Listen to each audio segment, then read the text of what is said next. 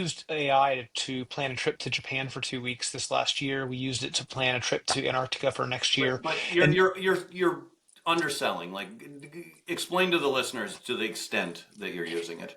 well, and this my wife is really the one who's done the hard work on this particular agent, but she's gone in and created a really extensive set of prompts and a Gemini gem in this particular case that goes through and gives it all of the background for our family, all of our allergy information, all of our travel preferences, all of our ages, all the socioeconomic, background, and all of our preferences around flights and hotels and all these things, and then all of the experiences we've had that are really good, and then takes us to a part of the world and says, here's the part of the world we want to explore.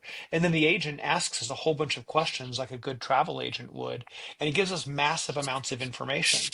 And then for our trip next year, I've gone and now created an educational agent and said, hey, we're going on this trip to Antarctica. I want it to be fun, educational for our kids who are, teenager to early 20s.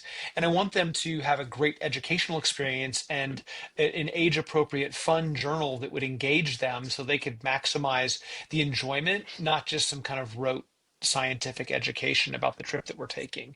And so I'm creating this thing where I can kind of drip out to them like these cool anticipatory notes next year to kind of build the anticipation for that trip.